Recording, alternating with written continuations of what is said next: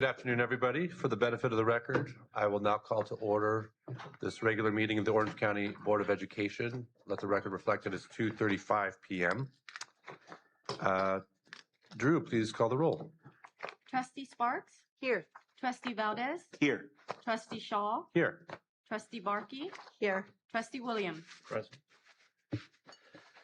Do we have a item to approve the agenda for the regular meeting of September 2nd? So moved. Second.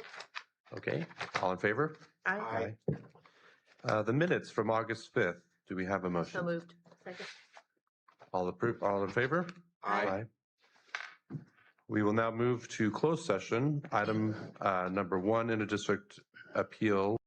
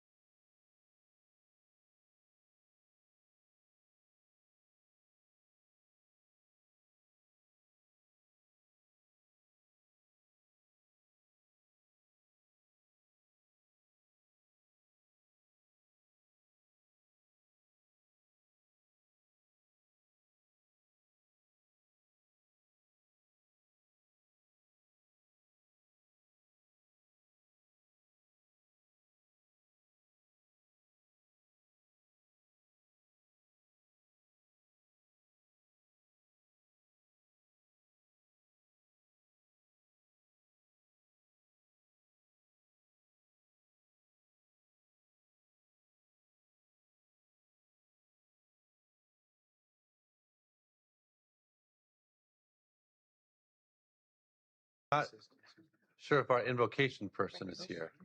Is Reverend Ray Jordan here? No? Okay. Well, we'll just start our meeting. It's now 5:03. Can I make some recommendations? Yes, you may. May I ask our wonderful new appointed board liaison if she'll come up and lead us in a opening prayer? All right, Nikki. No pressure. You're getting thrown into the deep end. You don't have to have any experience. It's all about your faith. It's coming from your heart. If you feel uncomfortable, please. Dennis leading prayer on Sunday. Don't push her. She can do the Pledge of We're Allegiance. not going to push you to do something you're not comfortable with. I know what that's like. No, don't push her.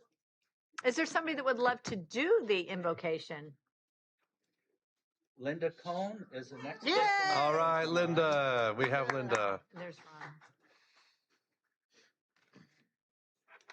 Here or there or where? Anywhere you like. Anywhere you like. So just for the public, so they understand that the invocation is a standing protocol that we follow. Your mic.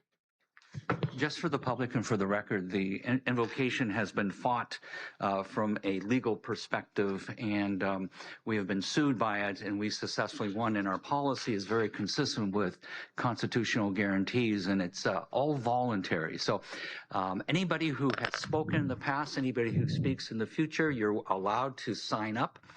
Talk to Daru, and she will get you officially on the calendar. But we so thank you, Linda, for just leading us in prayer. And just as it says up there, in God we trust. Yes. Dear Lord, one of the things that I love coming into this room is what is behind the board. In God we trust, and we do trust in you. We daily put our hope, our trust in you, that you will be with us. That is your promise to us. Lord, we come to you humbly imploring for your protection and your hand upon us. Once again, I've said this before, but I'm going to repeat what I've often said. These are your children. We are the stewards that you have appointed to watch care over them. It is our earnest hope and prayer that we do the very best that we can with your strength and your courage and your guidance to be good stewards over your precious children. So please, Lord, guide and direct all of us in this room in our specific roles and in our daily lives to constantly be on guard, to do what you wish us to do for your children. Tonight, specifically, guide and direct us. Be with the board as they deliberate. Be with all of the speakers as they bring their cases forward. Keep your hand on us, Lord. Protect us here in Orange County. Protect our nation. In God, in you, Lord, we trust. In Jesus' name, amen. Amen. Thank you, Linda. So we did have some students, I think, going to lead us, right, Trustee Barkey? Yes, I'm not sure if they're here. I know somebody had reached out to me. Are there a couple of students here from Santa Ana that were going to speak publicly that were planning on doing the pledge? Yes, they're there. Oh, wait, please come up. There they are. Yes, please come up. Hiding in the back. Yeah, come right up here.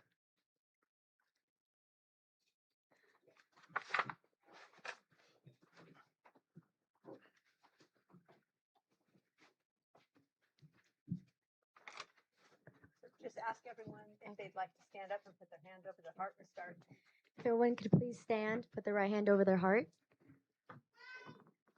I pledge allegiance to the flag of the United States of America and to the republic for which it stands, one nation, under God, indivisible, with liberty and justice for all.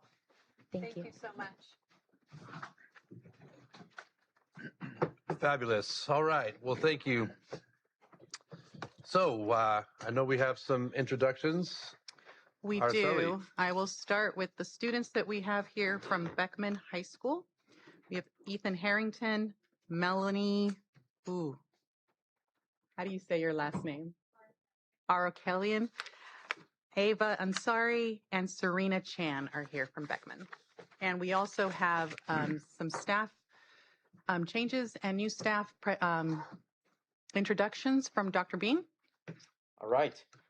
It is my pleasure to introduce to you a couple of individuals and the new roles that they will play. As you know, for the next 4 years in this new term, we had an opportunity to restructure our organization given the retirement of Renee. And we realized that Renee is going to be hard to fill and replace. Yeah. So we did a lot of analysis on restructuring the organization at all levels, actually. So at the very highest level in cabinet, I would like to introduce to you 2 individuals. If you think about 2 pillars, we're going to be focusing our 531 on 2 pillars, and that's educational excellence and operational excellence. So leading the educational excellence side is our new Deputy Superintendent of Educational Excellence, and that's Dr. Sandra Lee. If you could stand up, Dr. Lee. Now, she's going to lead the efforts to strengthen instructional systems, advance high-quality educational services, and support our districts, especially in the area of literacy. With more than 2 decades of experience in public education, Dr. Lee has served as a teacher, principal, district administrator, educational consultant, adjunct professor, and most recently, she was our associate superintendent. Throughout her career, she has led improvement efforts in literacy, curriculum and instruction, assessment, professional learning, and organizational effectiveness, with a focus on translating research and evidence into meaningful improvements for students and educators. She earned her doctorate degree in education in literacy from Cal State Fullerton, and her leadership is grounded in investing in people, strengthening instructional practice, and creating the conditions for every student and educator to thrive. Congratulations, Dr. Lee. And then on the operational excellence side, we have hired Misty Key. So if you could stand up, Misty. Misty Key will be our Deputy Superintendent of Business Operations, and she brings more than 24 years of experience in public education and school finance with leadership experience at 2 different county offices. For the past 5 years, she has served as Deputy Superintendent of Fiscal and Administrative Services. So in the role that she's playing now, she did for 5 years. Throughout her career, Misty has provided leadership across fiscal services, human resources, technology, facilities, governance, and fiscal oversight and support for school districts and charter schools. She is also an active statewide contributor as a presenter, consultant, and mentor to school business leaders. Misty holds an MBA in finance from Cal Lutheran University, a bachelor's degree in business administration from Cal State University Stanislaus, and a certificate in fiduciary management. I don't even know what that means, but that sounds awesome. A certificate in fiduciary management from Cal State University Fullerton. Welcome, Misty.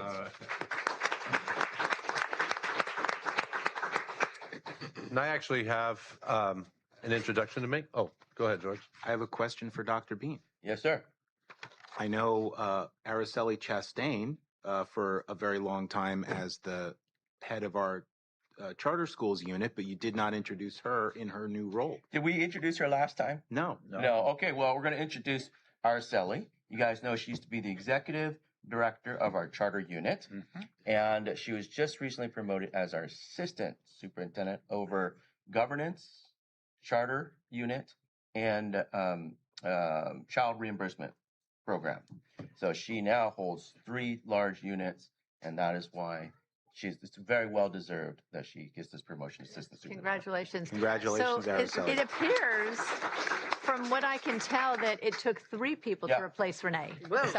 At least. And just for the record, is Araceli our ex officio secretary, recording secretary? Yes. Okay. Yes. So the same responsibilities that Renee has. Yep. Okay. And we're going to miss you, Renee. Oh, by the way, Renee has a retirement party tomorrow. We're hoping that you got your invitation. Will be joining us. They'll be here at the board meeting, or I'm sorry, board room, What's the time, you guys? 2:30? 2:30? Yes, 2:30. So love for you guys to come. Yep, I plan to be here. All right. Fabulous. And last but not least, I have an introduction. Nikki, why don't you stand up and wave at everybody? Nikki Bainham Ramirez. Nikki's our new liaison for the board.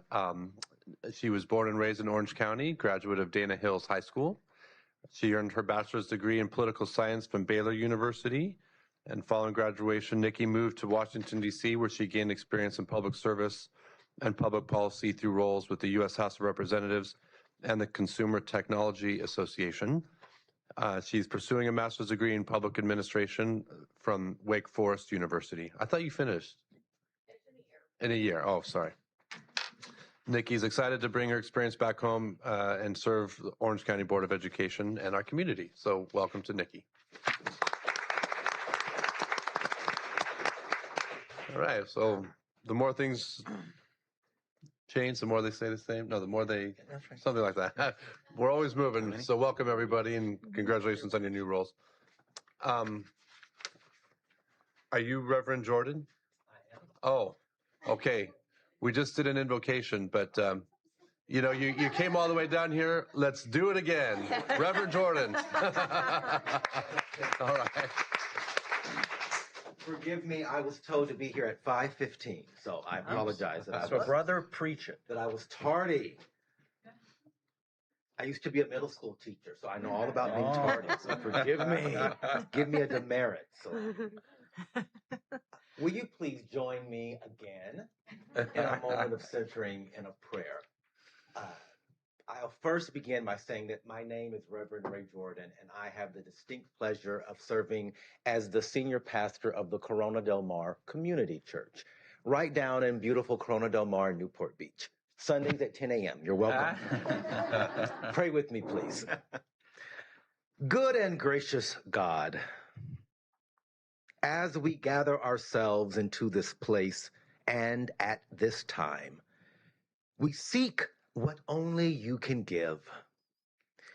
Oh God, we seek wisdom to make the best decisions for all students, staff, and faculty. We seek courage to stand for what is right, even when it is neither politically or personally beneficial. We seek boldness that will enable us to speak truth to power, regardless of the cost. God, we seek generosity of heart, that we might long to give before we take. We seek compassion and understanding to accept each one despite our differences. And we seek the strength to run this race with honesty, integrity, and with grace. Take now our gifts and abilities. Take, O God, our talents and our skills and use them for the advantage of all, for the uplifting of all, for the blessing of all. O God, finally we pray, please be patient with our ignorance and have mercy on our arrogance. By the power of Christ and in your many names we pray. Ashe, Selah, Shalom. May it be so. Amen. Amen. Thank you. All right. Well, we're going to move into public comments. I know we have quite a number of them, so I think what we're going to do is do 2 minutes per public comment, and we're going to try our new announcement we've been working on. So let's see how this works. Before we begin public comment, we would like to remind everyone that the Orange County Board of Education values public participation and welcomes public comments. Public comment is an essential component of open government and provides the board with the opportunity to hear diverse viewpoints on matters within its authority. The board will conduct today's meeting in accordance with Board Bylaw 9323, Meeting Conduct, and the Orange County Board of Education Civility Policy. both of which are intended to ensure that the public's right to participate is balanced with the board's obligation to conduct its business in an orderly, respectful, and efficient manner. Accordingly, we ask that everyone observe the following guidelines. Please direct your comments to the board as a whole. Comments on agenda items should relate to the agenda item under consideration. General public comments should address matters that are within the jurisdiction of the Orange County Board of Education. Public comment is an opportunity for the board to receive input from the public. It is not intended to be a dialogue or debate between speakers, board members, or staff. Each speaker will be allotted the time established by board rules. Please conclude your remarks when your time has expired so that all individuals who wish to speak have an equal opportunity to do so. Consistent with the board's civility policy, we ask all participants to treat one another with courtesy, dignity, and respect, even when expressing strongly differing opinions. Pursuant to Board Bylaw 9323, the board may enforce reasonable rules governing the conduct of the meeting to preserve order and ensure that the business of the board may proceed. Conduct that materially disrupts the meeting or prevents the orderly transaction of business may result in appropriate action as authorized by law and board policy. Members of the audience are also asked to refrain from interrupting speakers, engaging in demonstrations, or otherwise interfering with the orderly conduct of the meeting so that every participant has an opportunity to be heard. The Orange County Board of Education is committed to conducting its meetings in a manner that is open, respectful, and consistent with the Brown Act, the First Amendment, Board Bylaw 9323, and the board's civility policy. Thank you for your cooperation. We will now begin public comment. Okay, President Shaw, we have 19 comments. You have allotted 2 minutes each. The first one is Rudy Kraus, and on deck is Makim Esperosa.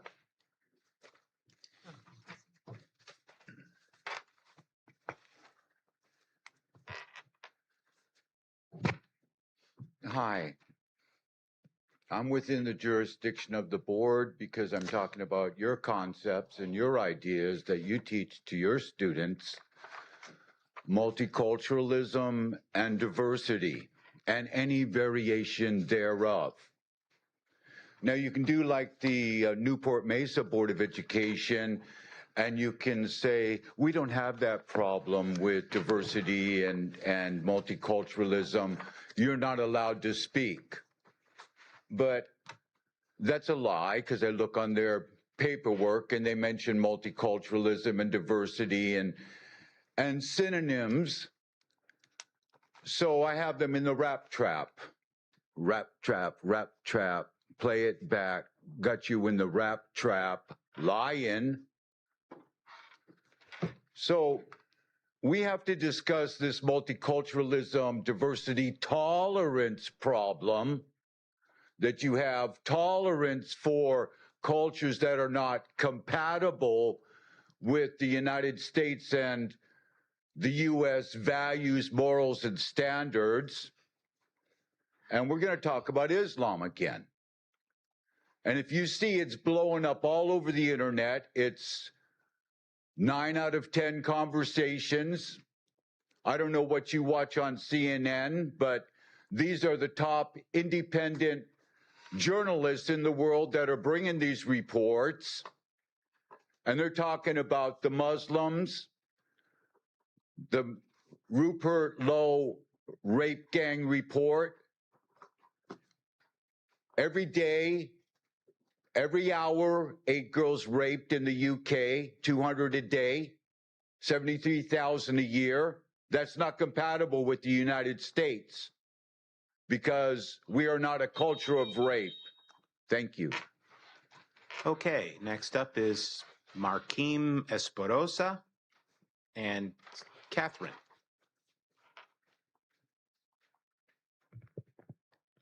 Good evening, President and trustees. My name is Maxim Egorov. I'm an Irvine resident and proud father of 2 children who attend public charter school here in Orange County. Today, I'm speaking only on behalf of myself and my family. My family choose a charter school because we believe it provides unique educational experience that works well for our children. I watched the discussion about charter school, which took place during last OCBE board meeting, and honestly, I was surprised and disappointed by some of the comments I heard about charter schools. I live in Irvine. My family owns property in Irvine and elsewhere in the state of California. We pay taxes just like other families, and our children attend public charter school. Charter school parents are residents, taxpayers, and members of our diverse communities, just like families whose children attend traditional public schools. Parents should have ability to choose school that works best for their children. There is no one-size-fits-all education. Every child is different, and every family is different. Discussion about charter school should only be about one simple question: what is the best for our children, and not about money. I also want to raise one important issue. Our families need more educational options as our children get older. I would like to see full-time in-person public charter high school option in Irvine. As far as I have been able to determine, Irvine families do not currently have that option. I want to thank the Board of Education for recognizing the importance of educational choice. Please continue support educational choice, support charter school families, expanding educational opportunities, and most importantly, put our students first. Thank you for allowing me to share my perspective. Thank you. Next up is Catherine, and on deck is Brigitta Knipe. Knipe. Good evening. I'm the Association President for our Access and Connections program. Today, I want to take a moment to express my sincere appreciation to Trustee Valdez and Dr. Bean. First, thank you, Trustee Valdez, for reaching out to our connection teachers and offering your support.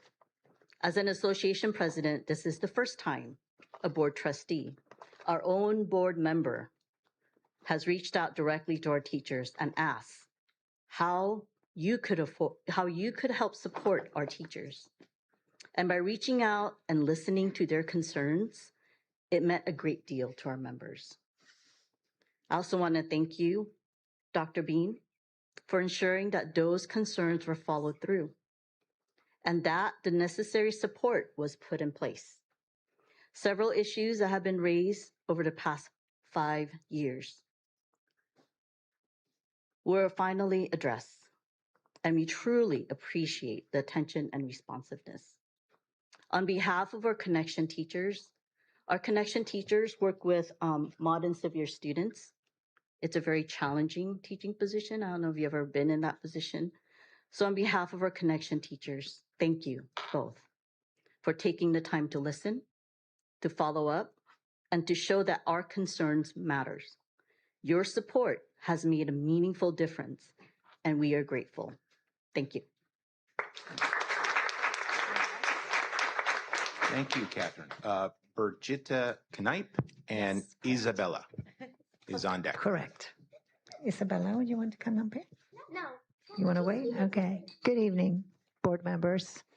I'm here as a parent of twin girls. We are charter school members of Suncoast, and we love it. We've just spent the whole day roller skating, so we're pretty excited. I want to thank the Orange County Board of Education for defending something increasingly precious in California, our right as parents to choose the education that best serves our children.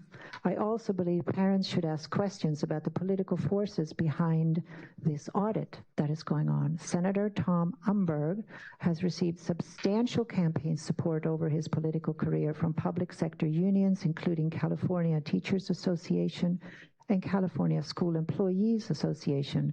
He's also received a lot of money from the Democratic Party support. Yet Senator Umberg specifically points to this board's charter school approvals as something warranting scrutiny. So parents have every right to ask, is this truly about accountability, or are there political interests that have supported Senator Umberg's influencing in an effort that could ultimately restrict educational choice. And his predecessor, Miljari, I'm not quite sure how to pronounce that, was also the same. He got money from the same people. Our children should never become casualties of political agendas or financial alliances. Parents know their children. We choose homeschooling and Suncoast because it really works for our families. Thank you, OCBE, for standing with parents and protecting educational freedom. And please keep standing firm.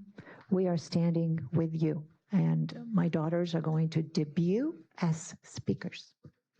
Come on, Isabella.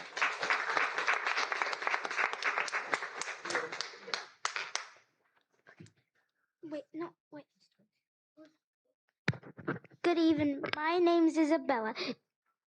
And my homeschooling is a pro to me because I get to learn the way that works best for me. My parents choose this education for us because they know us and they want us to have the best education possible. I don't think someone who doesn't know me who should decide that my way of learning isn't good enough. Please keep protecting homeschool and charter schools choices for children like me. Thank you for listening to us. Okay, Heidi Lundgraf and Charlotte is on deck. Heidi, good luck following that one. How fun. You were going before me, Charlotte. Okay. Hello. I get to see you guys every month, and I love it. Good evening, esteemed board members and Superintendent Dr. Bean. First, I want to personally thank you for unwavering support, continuing to stand up for parent choice, charter schools, and educational options for families we serve. Myself as an educator and the families I support and serve choose the public charter schools homeschooling that works for their children because they want to have the opportunity to educate and shape their children's character, cognitive abilities, and future endeavors.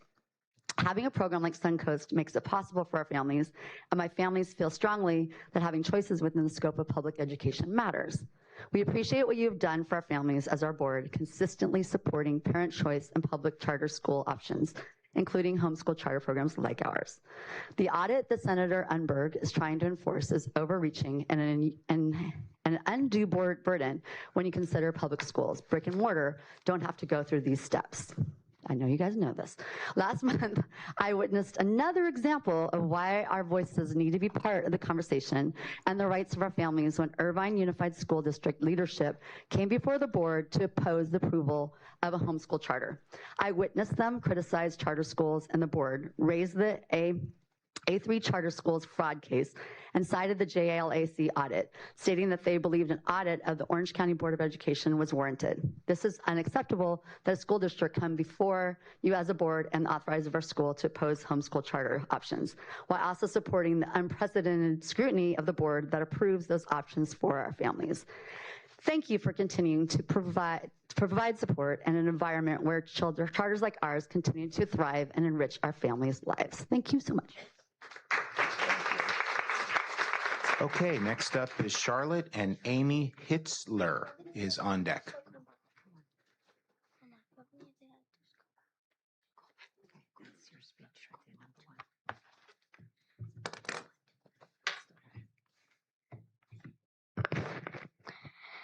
My name is Charlotte, and I'm a homeschool student. I love homeschooling because I get to learn in lots of different ways.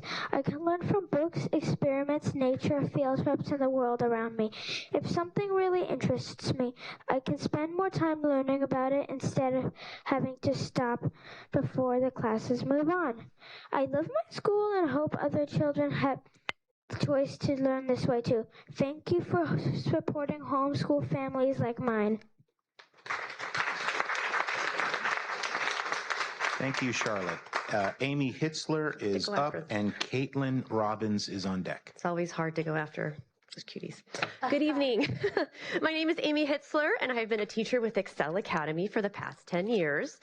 I would like to respectfully correct several statements that were made about Excel Academy at the last meeting.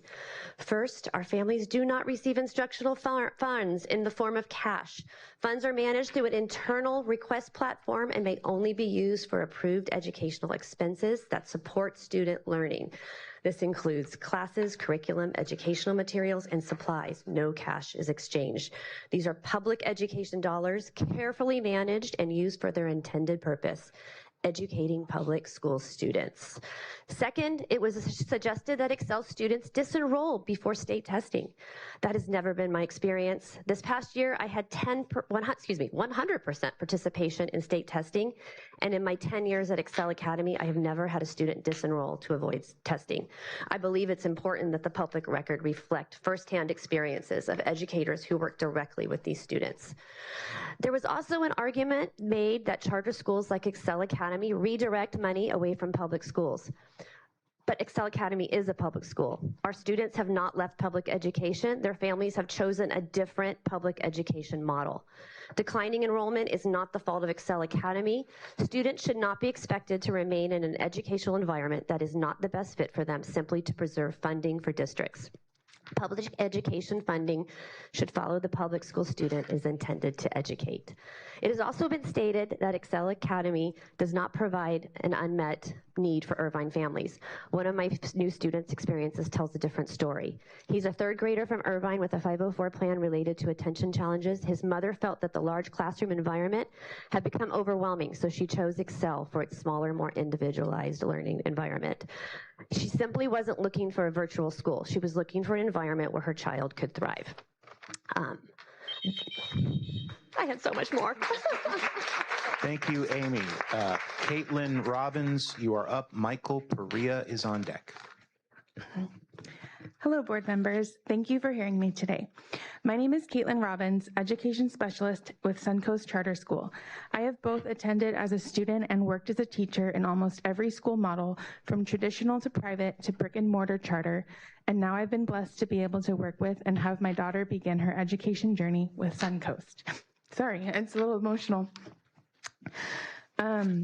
In every other school I have taught in, I've been unable to truly help students who have learning challenges, and it contributed to me losing my passion for teaching. I have seen a handful of my students during this past year thrive in this environment where their needs were met not only by our team, but also by their family and community. Students who have individualized and personal educational experiences achieve success, whereas in the traditional model, they were overlooked and undersupported because of the number of students per class and the one-size-fits-all curriculum. This charter school community is unlike any other I have ever experienced. Led by Wendy and a team of quality educators, we get the amazing opportunity to serve our families who want the choice to educate their children as they see fit, and we couldn't do it without your support. Thank you for everything you have done to help us. We are so grateful for such a caring team of board members, colleagues, and families. Thank you. Okay, Michael Perea and Emily Perea, you are on deck. Trustees of the board, superintendent and staff, I appreciate the opportunity to speak this evening. My name is Michael Perea and I'm joined by my wife and children tonight.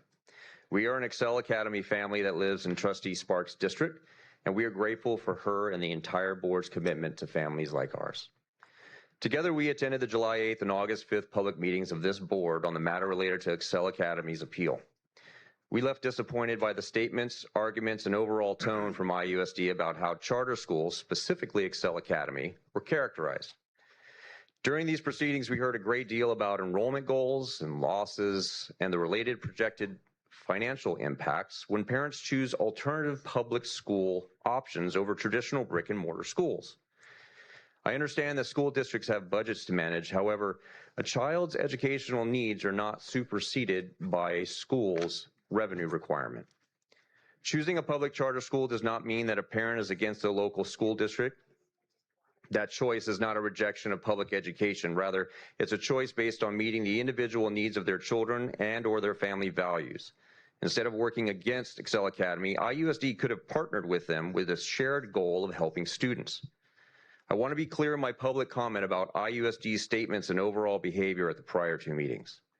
Their statements were disingenuous, their assumptions were flawed, and their accusations were offensive.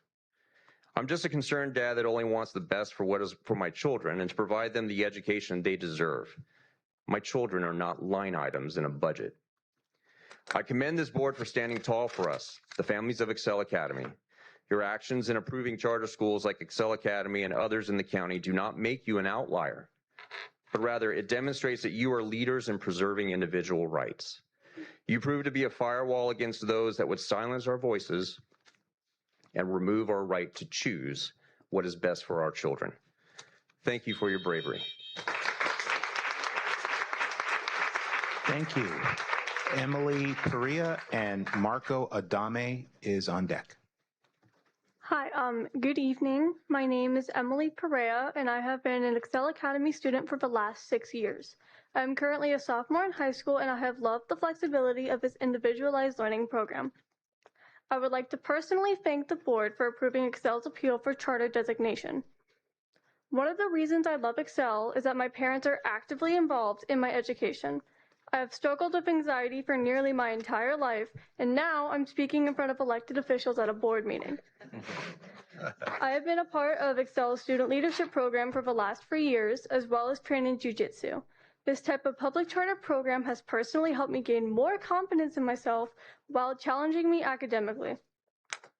All of us teachers and staff at Excel Academy are so kind and thoughtful, and they really care about my success in learning. I have been able to take several classes with credentialed teachers such as Algebra 1 and Biology, as well as now taking a class at Saddleback College through dual enrollment. All of the curriculum that I have used throughout my time with Excel has been carefully vetted by my teacher of record and complies with state standards curriculum. At the previous board meetings, there was discussion about questionable test scores of Excel students. I have never missed a state testing assessment or any other required assessments by Excel Academy. My test scores have only improved over the years, and my more recent scores either met the standards or exceeded the standards for all of the state testing. I am really proud of that, and it was sad that those accusations were made. There is no one-size-fits-all educational model for every student, and my ability to have options should not be restrained to budgets of other agencies. I appreciate having high-quality public educational opportunities for Excel Academy. Thank you for giving me a choice. Thank you, Emily. Marco Adame is up. Gabriel Herrera. Thank you for letting me speak today.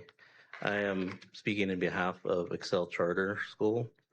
I listened to what Irvine Unified said, and I didn't agree with it. I am a father of 4. I live in Irvine, and my 4 children at one time did attend Irvine Unified.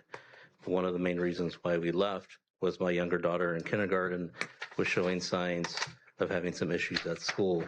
We spoke with our pediatrician, and she noticed that our daughter possibly had a auditory processing disorder. We notified the school that we would like an IEP. The school said that she was a little young, that they didn't expect really to find anything. So we pushed and we pushed. We finally got the meeting. Once the meeting was there, they agreed that she needed an IEP. Every time we requested more services, they continued to make us feel like we were, since my daughter was borderline, we were taking services away from other children, and that kind of like, why are we asking? We eventually ended up at the charter school, Excel Charter School, and advised we had IEP. As soon as we were there, we were invited to have more testing. They welcomed the IEP, and we also found out that she has a learning disorder, and now she's able to do school. She feels better about herself. She feels that she can exceed, and now through Excel and through her IEP courses, she's decided that she wants to be an entrepreneur. And so all summer, she's been asking me about business and how it's conducted and how she can learn to invest and make money. And she's currently making her own beauty product line that's all natural. So, thank you.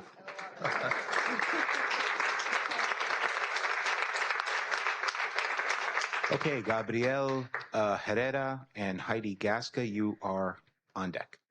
Board members and public, thank you for your time. Today I'm here to set the record straight. I'm a Sergeant Combat Infantryman medically retired from the U.S. Army after 17 years and recipient of the Purple Heart for wounds sustained during multiple engagement with foreign enemies. 17 of my fellow brethren, whom I died with, willingly laid down their lives for our freedoms. With them, I am saved by grace, alive in Christ Jesus, born again through the living and enduring Word of God. I have a wife who is my legal caregiver, which I've been lovingly married to for over 25 years. We have 6 children, in which we're proud to be stewards of, 4 currently chartered with Excel Academy of Orange County. I paid my taxes in blood through mind, body, and soul. We were led rather than controlled as the home front battle rages on, never conforming to this world, yet being transformed by the renewing of our minds. I discerned immediately, watching my children suffer through public school, that there are 3 categories of children: gifted, normal, and special ed. So what happens when your child falls between those categorical gaps? My daughter read at a kindergarten level in 4th grade through public school. She was neither normal nor special ed at all. In fact, unless she was diagnosed by a doctor, nothing could be done for her. She's now in junior high with Excel, learning American Sign Language and community college. One day she may be the voice for others, giving attention to those which the public school never offered her when needed most. My boys excelled in school, especially math. They were no longer challenged since neither were considered gifted, yet both slightly above average. Now with Excel, they've purposed in love towards others, music, aviation, and playing sports at the highest level while holding considerable grade and test levels through the state of California. We chose Excel specifically so that our boys would be challenged and our girls be accepted and recognized. The public school system failed us, and we're not the only ones, nor will we be the last.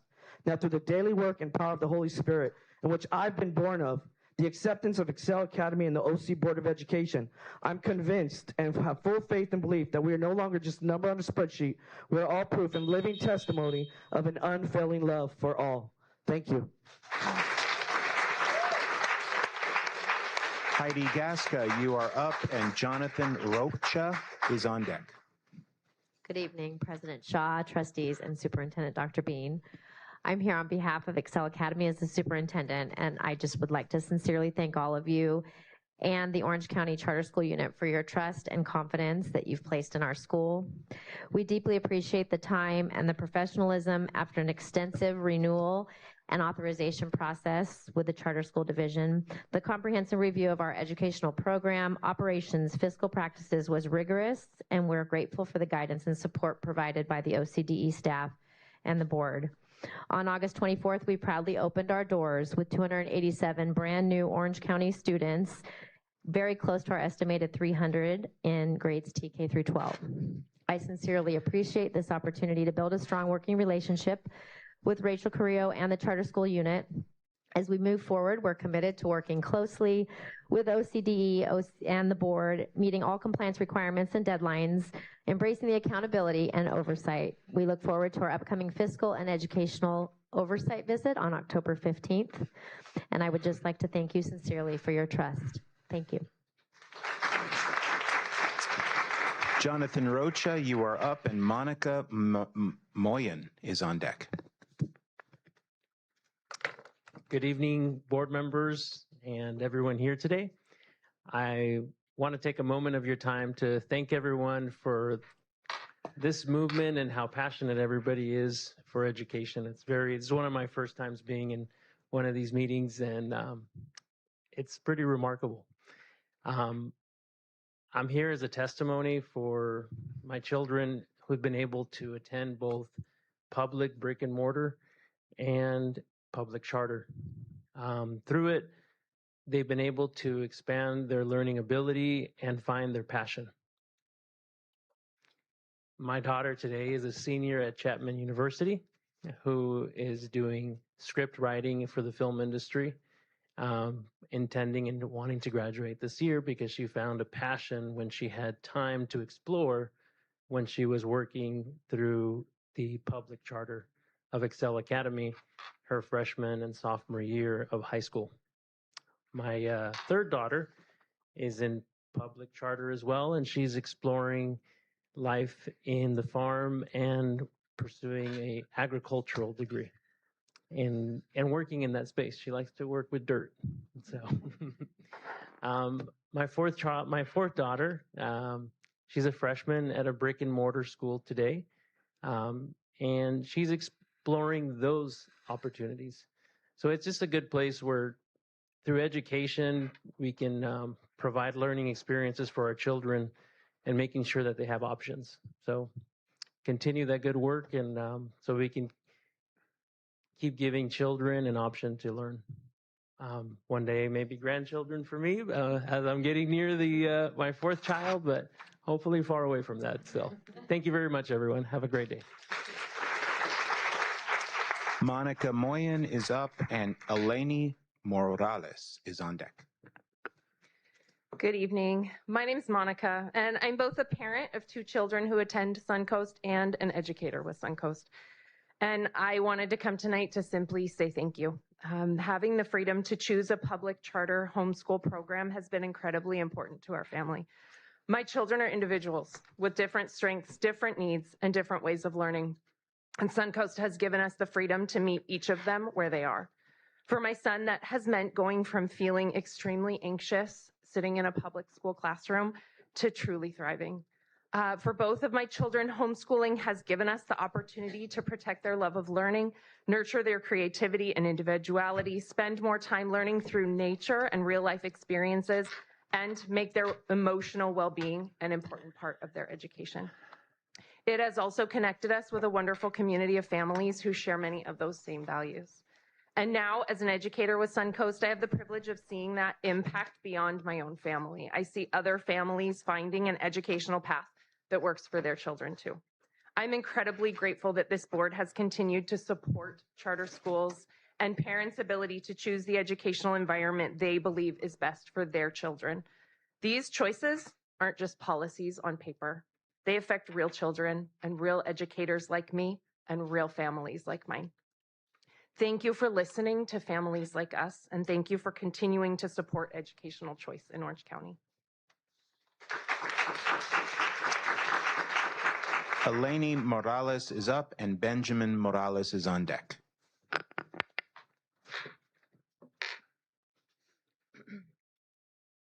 Good evening. My name is Eleni Morales. I am a 16-year-old student athlete.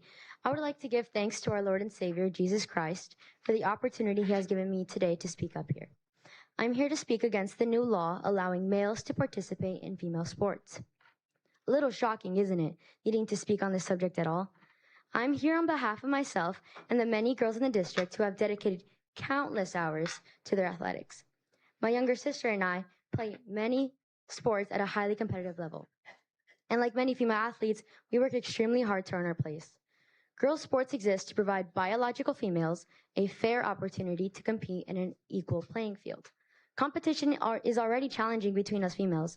Some of us are taller, shorter, stronger, faster, but we all compete within the same goal and biological category. This is what maintains the balance for both gender sports fair. I strongly believe God made us genetically male or female. God gave us each our own strengths and weaknesses. So what happens when a male competes in an all-female sport? It's basic science. The biological difference in strength and speed create an uneven playing field, regardless of what one may identify as. This is not about hate or exclusion. It's about fairness, safety, and an equal opportunity for both female and male athletes.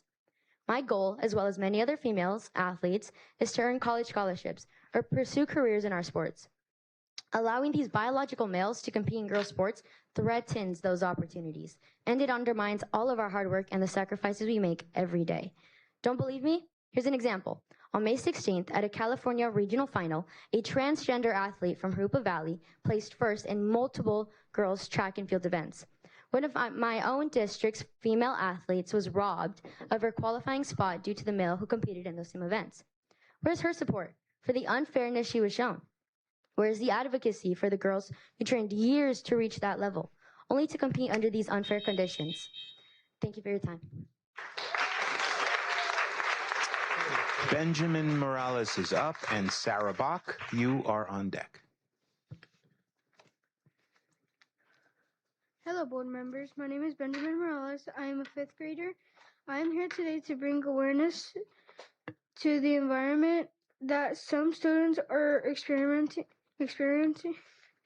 in our elementary schools. I was previously enrolled in a homeschool charter program in August 2025 until December 2025. In January 2026, my parents enrolled me in 4th grade at Santiago Elementary in Santa Ana. During my first week of school, I started being bullied by some of my classmates. They made fun of me because how I looked and, well, the clothes are weird. I told my parents what was happening, and they reminded me to ignore the kids and stay away from them. One day I had a conversation with them about my faith and who I thought should be president. I told them I'm a Christian and that I support President Trump because of some of the things he was doing. After that, those kids no longer want to be my friends. They told me about that Mexicans cannot support Trump. They told me that I'm not a Mexican, that I'm going to be deported, and that my family would also. I became scared for my family. For several months, I continued to be picked on. I was punched, hit with a bat during recess. And then they threatened that I would get Charlie Kirked. I did not want to go to school. Thank you for your time.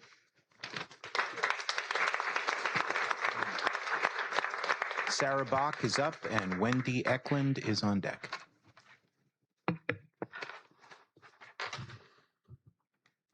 I'm so sorry to hear that. I just needed to say that. That's a terrible experience for a student. And I think it highlights the very important reason that we have this wonderful board, our Orange County Board of Education, to make space for all students. And I am Sarah Bach, founder and executive director of Sycamore Creek Community Charter School. I know it's been a little time since I've been before you. I've been busy working in the city of Cypress, where we recently had our grand opening for our new forever home, which we're very excited about. And just to tell you how excited we are, how far we've come, little more than a year ago when we were co-located with our district partners of Ocean View School District in Huntington Beach. We had 155 students in June of 2025, and starting last week, our first day of school, we enrolled 340 students, TK through 8th. We're also excited to be eligible to add high school when we are ready. We will take our time to do that.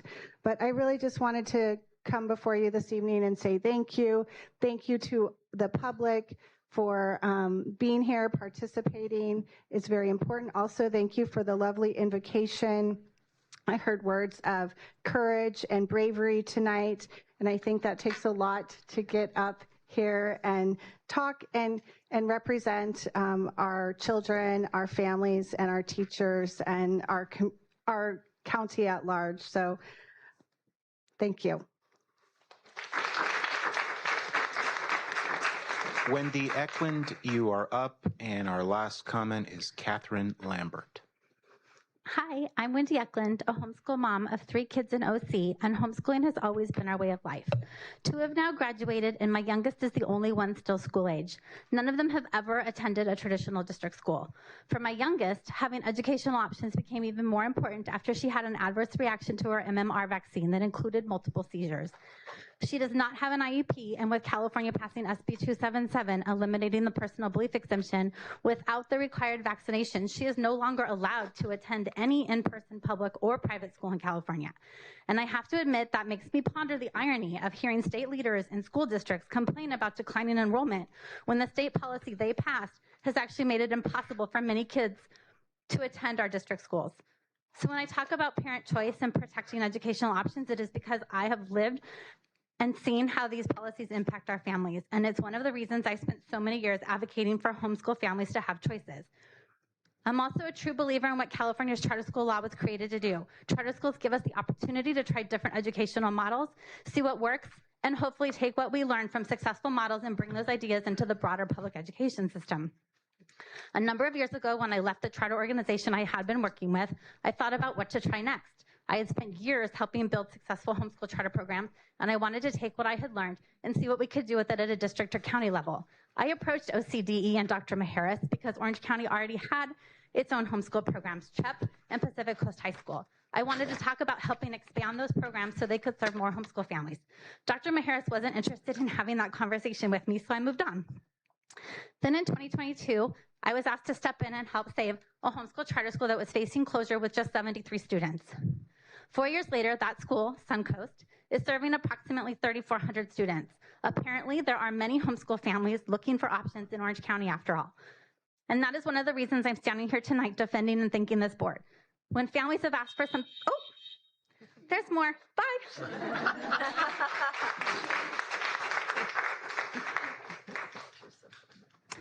Catherine Lambert, you are our final public comment tonight. Ooh, they saved the best for last. Her name is Catherine Lambert, and I am a card-carrying Democrat. There you go. Welcome to Orange County. Here's the deal. Whether I'm a Democrat or not, you can't be a bully. And you can't say, I'm a senator now, and therefore I'm going to use my power to do things to people I don't like because they made fun or were mean to my friend. Now, Senator Umbridge, I would like to thank him for his military service. That is something I was never capable of doing, and he deserves that honor for it. But in his time in the military, he was a litigator. That's what he did. His job was a lawyer. What do lawyers do? I'm from New York. You lawyer up, and you sue, and you sue, and you sue, and you audit, and you sue. And eventually, you people get exhausted, and you're like, whatever, we'll just go back to our private businesses. Do not let him win. You are right. He is wrong. And the card-carrying Democrat is saying to the Democratic senator, shame on you. Shame. I know your friend died. I know your friend had problems with his board. I get it. And I know that being loyal to your friend is an honorable thing.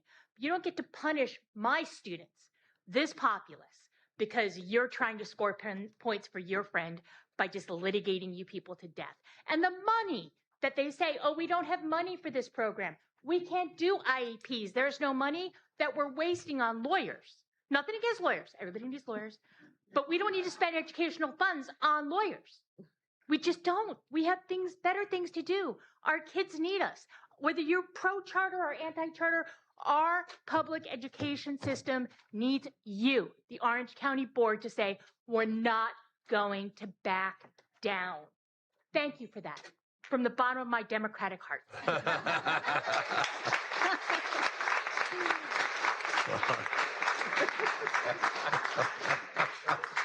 President Shaw, may I be given an indulgence of the floor for about 30 seconds? Yes, sir.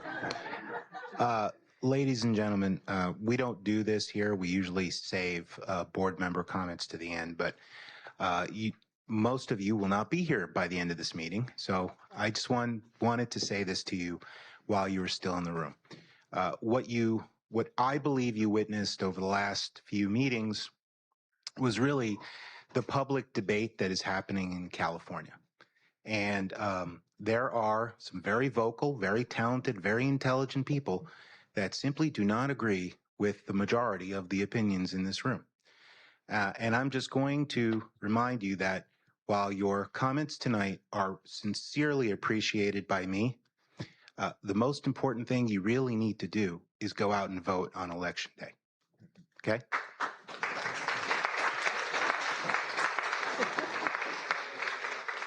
Well, thank you. I don't even know where to begin. Those were great comments. Thank you all for coming. You're welcome every month, and let's do it again in a month. I was very uplifted by all those great comments. Did you want to say something, Ken? I was going to say, everything I heard tonight was just such a uplifting blessing. People who we don't know. Deborah, thank you. I mean, Catherine, thank you for coming. A dear Democrat, politically on the opposite side of the aisle, who supports the same public policy. So each and every one of you who came to support us, Sarah Bach, Wendy, all the charter school people, thank you, Mr. Perea. Thank you for coming and sharing from your heart what you saw. Now we need to take that to the Irvine Unified School District, take your same message and tell them what you saw. So, amen. All right. Well, let's move on to the consent calendar. Item number 7, approving the granting of diplomas. I will move to do that. Second. Make a motion. Moved by Barkey, seconded by Sparks. All in favor? Aye. Charter schools. Item number 8. Are there charter schools? We have 2 charter submissions. Rocket Ship Anaheim Elementary. They submitted an appeal after denial by Anaheim Elementary School District. Their public hearing is October 7th, and their board action will be on November 4th. And we also received a submission today from Citrus Springs Charter School. That's their charter renewal. They're up for renewal this year. So their public hearing will be October 7th. Board action will be December 2nd if the school agrees to a 1-day extension so that we can hold that meeting during the regular board meeting. That's all. Do you agree? They agree. Thank you. Very good. Item number 9, charter school public hearing, Orange Springs Charter School material revision. The board will now conduct a public hearing to grant or deny the material revision request submitted by Orange Springs Charter School on July 8th. Orange Springs is a countywide charter school serving students in grades transitional kindergarten through grade 12 with 1 location within the boundaries of Santa Ana Unified School District. The school is requesting to remove the proposed facility in Anaheim and add a facility within the boundaries of Fullerton School District to begin operations in fall of 2027. The school notified the district on June 25 of 2026, and based on the review of the revised petition and information presented during the public hearing, staff determined that the revised petition satisfies the applicable requirements of Education Code Section 47607 and 47605 and did not identify any statutory basis for denial under Education Code Section 47605C. Therefore, staff recommends approval of the revised charter petition. Representatives from Orange Springs Charter School will now have up to 10 minutes to respond to the staff report and recommendations. I invite the charter school representatives to the podium.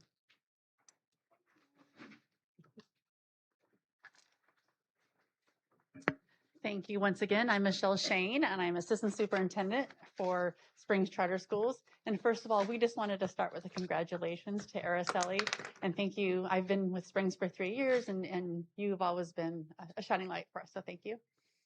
And we also want to thank the charter unit for their recommendation in the staff report for approval. We're very grateful, and if you have any questions, we're here to answer that. Here with me is Senior Director Trevor Johnson. Senior Director Trevor Johnson, if you have any questions for us.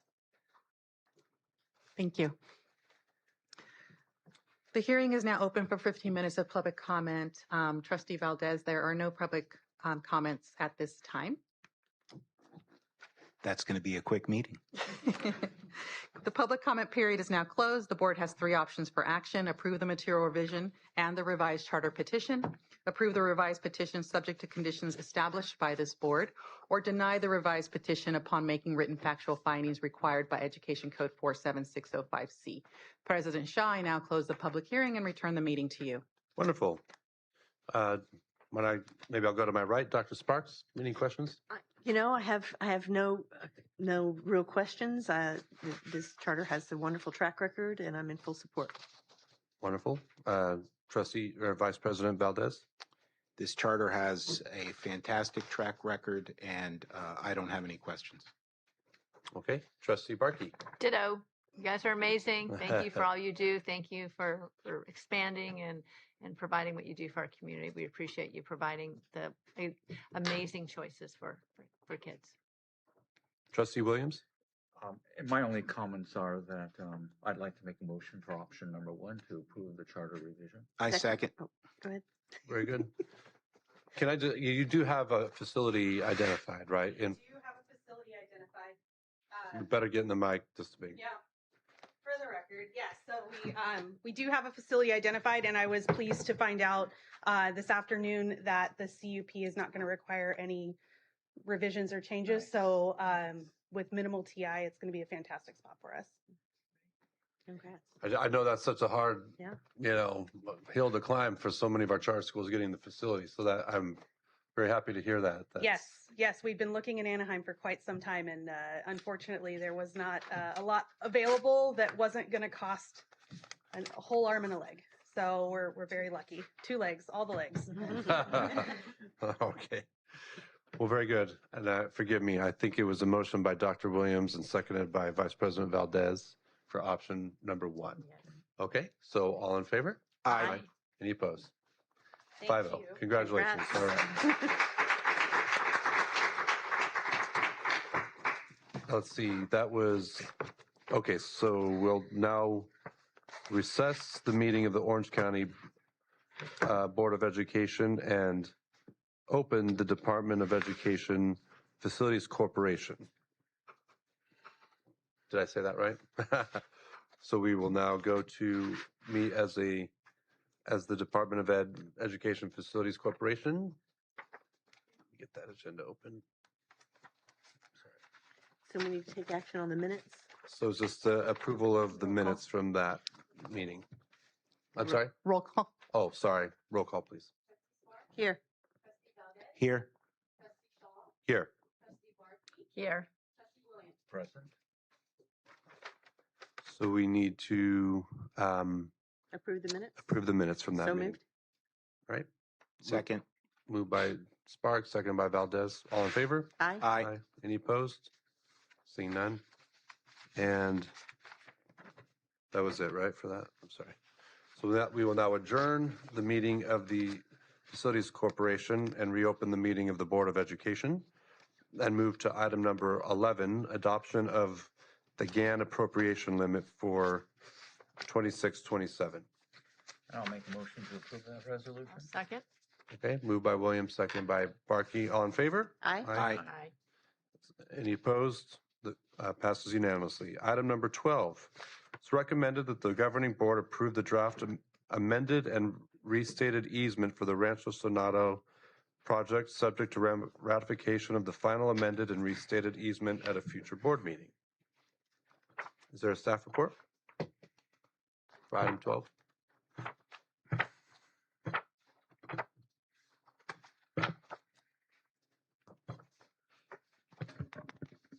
All right. Well, thank you and good evening, President Shaw, members of the board. As you know, our staff has been working for the past several months, and this is with the Orange County Parks and the Nature Conservancy. And this is to modify the existing easement for the access road that runs up all the way to the top of the base camp area over at Rancho Sonata. The easement requires modification for the new water lines that were recommended by the Irvine Ranch Water District that will run under that new access road. The road will be expanded to allow construction for turnouts for emergency purposes, drainage improvements, and installation landscaping to fulfill tree replacement guidelines that were required by the County of Orange. The Orange County Parks and our legal counsel, Tal Rossini, have proposed the attached draft amended and restated easement for approval this evening. The final amended and restated easement will be presented for ratification to the board at a future board meeting, if there are any questions at all. Are there any questions from the board? So if I'm understanding right, we're just going to have an easement there, and we're going to make sure we have enough water to get up there. And you need approval, David? Is that what we're doing here? Approval of the draft easement. Yeah. Right. Okay. So I'll make the motion for the approval Second. of the easement Okay. changes. Moved by Williams, seconded by Sparks. All in favor? Aye. Aye. Any opposed? So that's passes unanimously. Thank you for that. Item number 13. Can I just ask David a question? Yeah. What is the status of the building up there? So that's what I was going to cover next on this next item here. Okay.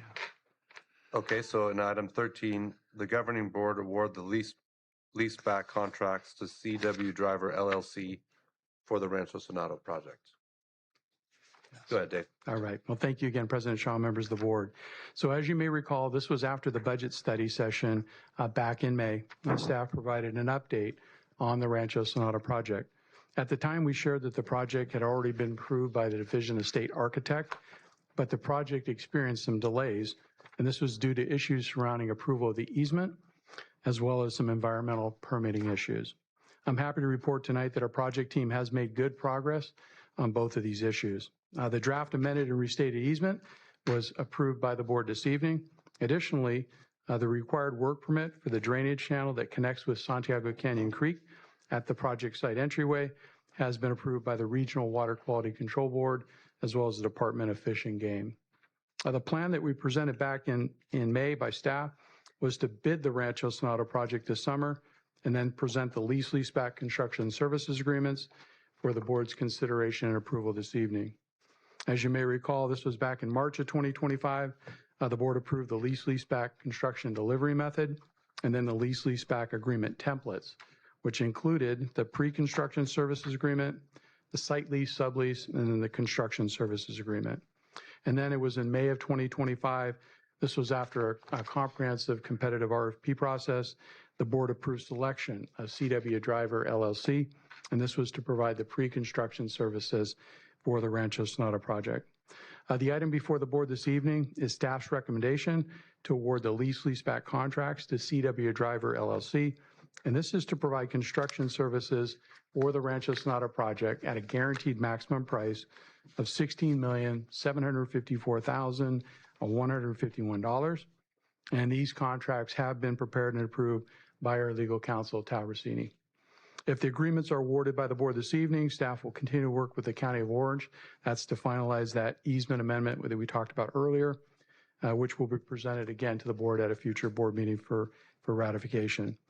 Construction of the project is scheduled to be completed in approximately 15 months, beginning on October 3rd of 2026, with final completion anticipated in December 2027. And then lastly, but importantly, staff would like to thank the Board of Education and the entire Outdoor Science School staff for their patience as our project team worked through numerous regulatory agencies on all the required approvals for this particular project. And there were lots and lots of different approvals that were required. So if any questions for the board. You said it'll be finished. When do we think it's finished? Yeah, it should start on October 3rd, pending that easement approval from the county. And then it'll be a 15-month timeline, so we should be done hopefully in December of 2027. We're just hoping that El Nino doesn't impact that too much. We've got some contingencies in there, but hopefully it's not too wet.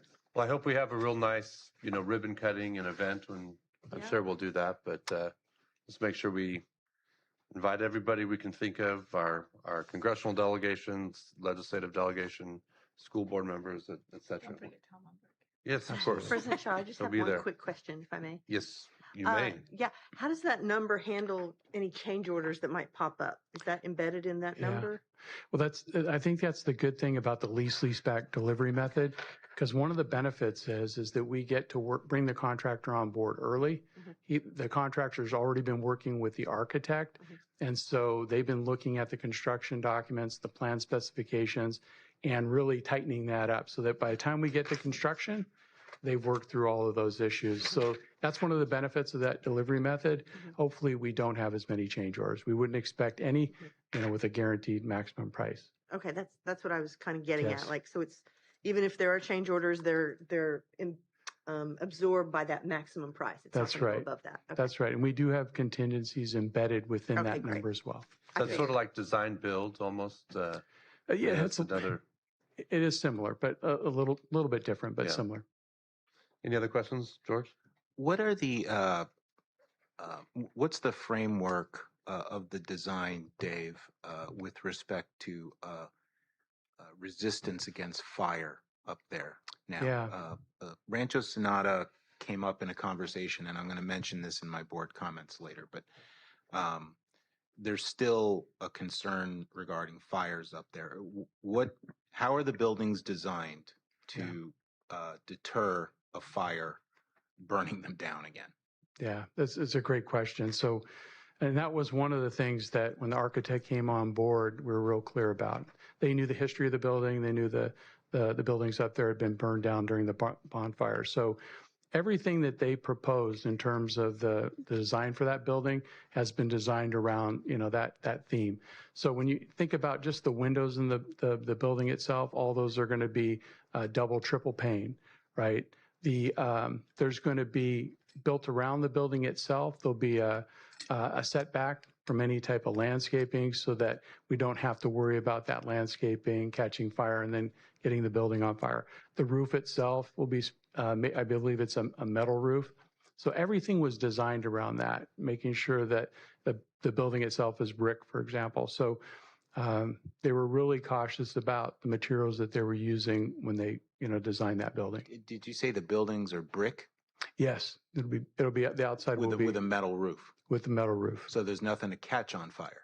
It'd be very difficult to catch on fire. There'll be sprinkler systems on the exterior, outside the building, as well as the interior of the building. So it was really I think the design was a good one, fitting for that area. Terrific. Any other questions? The only thing I would ask is, and are there some better, I don't know if there can be preventative measures for saving animals? I know we lost quite a few animals last time. Is there anything in place to open doors or unlock gates or? Yeah, it's a great question. I know one of the things that we had talked about is that we wouldn't locate those animals up there again permanently because of the high fire area up there. So the animals wouldn't be located up there permanently. Okay. Yeah. Wonderful. So the recommendation is we award this lease back to CW Driver LLC. I'll move that we do that. Oh, okay. I'll second then. Okay, and seconded by Barkey. All in favor? Aye. Any opposed? Seeing none, passes unanimously. Thank you for that. All right. One more thing, if I could. Yes. So this is this award that our architect received on the design for the building. And so this was presented at CASH. I think there were only 2 design awards that were presented at the last annual conference. And so this was it. So just wanted to share that as well. Congratulations. Yeah. That's great. All right. We're going to hang that somewhere? We should. We should. All right. I think we got to give it back to him. It's on loan. All right. We have under communication, information, discussion, salary increases of $10,000 or more in accordance with Education Code 1302 and Board Policy 100-10. And we don't vote on this, so we're just. Anything to say, Dr. Bean? I have nothing to say. You have nothing to say. Okay. That's rare. The gift of gab is quiet tonight. Yes. I'd like to say something. Very well. I'm George. glad to see that there are a fair amount of teachers on this list. Terrific. My wife's a teacher, so I couldn't agree with you more. So, oh, she's a full-time teacher. Okay, under announcements, Dr. Bean. All right, we're going to turn on, there we go, the presentation. I just want to share with you some updates from this past summer. The first thing is the 531 Vision for Students. Again, the Summer of the Center showcase went off without a hitch. It was extremely well received. This year, we had a lot of more, appeared that we had a little bit larger group than in the past. And you remember what this program is, where we send Access Connection students for 2 weeks to rehearse and then perform in front of a live audience over at the Steckerstrom Center. Wonderful. It's an amazing program. Wonderful. I don't know when the last time you guys have gone, but please, you should attend next summer. Yeah. In terms of our second support objective, which is around instruction and literacy, I'm happy to report that the MTSS PLI was very successful. We had over 2,300 educators from across the state and the nation. It was in the middle of July. This time we didn't have it at the convention center, but we had the hotel, and I think it worked out very well. So we'll probably do that again after next year. Also, we introduced something new, and that was an executive leadership series, which was well received among leaders in districts. And we're going to continue that. And the comments we received were, it's great that leaders were able to have sessions so they could learn how to create systems, strengthen systems, and help every student succeed. Also, just recently, we awarded 11 educators and advocates and community leaders across Orange County the Outstanding STEM Education Award. We celebrated with not only the recipients, but also their families this past August. And just for the record, here are the names of the recipients and where they come from. I'm not going to read out loud. I just want to put it up for video. And then here are the list of last 5.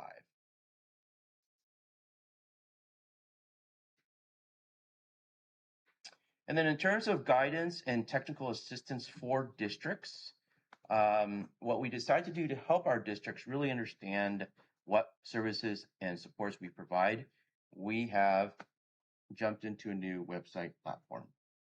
So we're migrating our old website, if you can see up upper left there, and department hosted sites to what we call Final Site. And it's going to modernize our website as well as make it more accessible and mobile friendly. And then the content is better organized so that our end users will feel it's much more intuitive experience as they navigate the new website. So that is almost ready to launch, and we'll be happy to share the next board meeting with you. And then just to let you know, FYI, we are now in the middle of the Williams Act reviews. As you know, that's the responsibility of the County Office of Education annually, and which we go to sites and we review. There's instructional materials and facilities, and then there are certain selected sites in which we review. And that list is given to us by CDE. And then finally, in terms of integrating AI, we just had a very successful AI Forward Summit, so successful that it was sold out to 150 educators and leaders on August 3rd here. It was a second annual event in which we led the county educators and leaders around how do we responsibly implement AI? How do we look at things like cybersecurity and workforce readiness? And we also have a year-long AI Forward Network, which we're kicking off on August 28th, which, well, we just kicked it off apparently a few days ago, but it will also include superintendents in the county to come and advise on a pathway forward for AI implementation.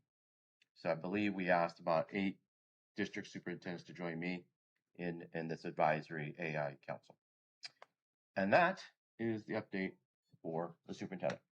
Thank you, Dr. Bean. Although I did go to the board's website the other day and it's already changed. Of course. We served the board first. He went with us first? Okay. Yeah. I was like, whoa, look at that. It's so different. Okay, assistant superintendent.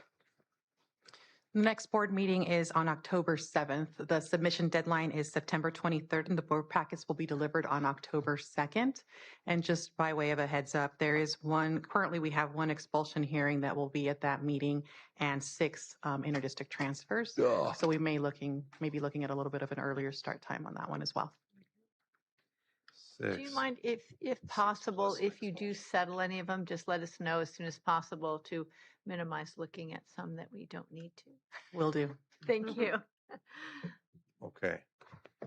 Was that all? Legislative updates. Trustee Barkey. Yes, I was just going to briefly review SB 1082. I believe I briefly reviewed this in the past, but just as a reminder, it was to expedite and standardize the process of requesting interdistrict transfers by families. It establishes clear deadlines and timeline. It provides families with greater certainty and a fair process while not taking anything away or diminishing the authority or control of the district. And because it's such a great bill and is great for everyone, it's actually been sent to the governor for signature. We sent a letter encouraging the governor, and so hopefully it will be signed soon. Wonderful. Thank you for that. Let's see, committee reports. Anyone have a report from a committee? Seeing none, board member comments. When I start to my left this time, Dr. Williams. Thank you, sir. I want to reach out to Gabriel. Thank you for your service, sir. Thank you for what you did in the Army. Thank you for being our hero and for your kind words today expressing support for our board. Thank you for Sarah Bach for coming today and sharing with us. It's been a while since we've heard about Sycamore Creek. Sycamore Creek is one of our many awesome charter schools, and she's leading the charge, and they have a brand new home facility, so you're very blessed. Just one quick a thought on last meeting. I did create not an exact transcript, but very close to it. Our council said that I couldn't share it, but I'm doing it now, so it's public. So if you want it, please let me know. It'll be available for public viewing. There's a lot of interesting comments. I went through that line by line. Can I just say, I think you meant that he couldn't share it privately with us. So now it's not that you couldn't share it, because it almost sounds like you couldn't share it, but you are. But yes, he couldn't share it privately, but he could publicly. Just say, sorry. No. I just want to make sure everyone understands. This is all good. You are technically correct. Yeah. And of course, the Brown Act prevents us from kind of communicating with more than one board member. But I will make some comments here, and it will be available for the public if the public wants it. So basically, a lot of the words that were shared and disagreements that we saw, as George on point made, was that this was about a public policy debate. And the demeanor, the lack of kindness, the lack of decorum and courtesy that was demonstrated at this board, in my 30 years, I've never seen that before by a superintendent, by a well-esteemed and respected school district. School board member came, actually a couple came, and the ideas and comments were atrocious. They were offensive to the wonderful charter school that we approved, making accusations of fraud and criminal activity. It was quite atrocious. So I do have that if you're interested. It's public, talked about it, so it doesn't break the Brown Act. Okay. Thank you for that. Trustee Barkey. Yes. First of all, I do want to thank, I'm sorry so many people are gone, but everyone who came tonight. It was just, as President Shaw said, it was very uplifting to hear all of the positive comments. Sometimes people only say something when it's negative, and it's just nice. I do believe positive comments are much better than negative comments, and so it was great to hear that. And everyone who's still here, thank you for being here. Thank you for speaking. And anyone listening online, thank you for speaking if you're now listening.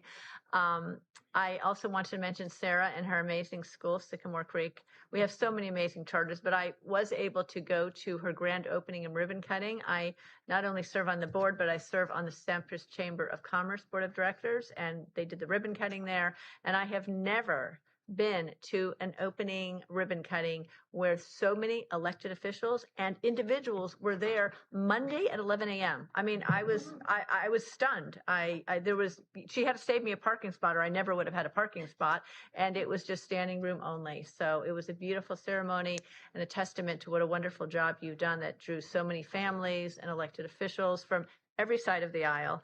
So congratulations on your new location, your forever location. It's nice to see that stability for your school now. We've been through a lot together she was, I believe, when Lisa and I were elected, she was one of the first schools approved that day. I believe it was March of 2019. So congratulations, you've come a long way, as so many schools really have in our 8 years now that we've been on the board. So it's great to see that, and that's all I have. All right. Thank you. Vice President Valdez. President Shaw, I have a few comments. First, I'd like to thank Catherine Liu, the union president, for her kind words tonight. Catherine, it was a pleasure working with you and some of the teachers and Dr. Bean in the meeting that we had. I'd say it was about 6 weeks ago. I just would like you to relay something to our teachers. Obviously I was elected, and there's always some politics, in winning an election, but I am up here to serve parents and kids, period. That is the job that I have. And I cannot do that without the teachers that we employ. And so what is a very high concern to you is a very high concern to me, because I can't do this job without you and the teachers. So while I, of course, hope that Dr. Bean has created some protocols so we can have better communication and avoid any lack of communication in the future, I am always available for a phone call or an email if you need me. To Gabriel Herrera, a Purple Heart recipient, thank you for your service, sir. Thank you for your kind words. Renee Hendrick, I'd like to say it was such a pleasure working with you since August of 22, since I was appointed. You will be missed, and I will be at your party tomorrow afternoon. And finally, this is just a little teaser, but I was at an event last Thursday where I was approached by a constituent who told me that a neighbor of his has what is very likely the largest Civil War artifact collection in the United States, privately. And surprisingly enough, it is in Santa Ana.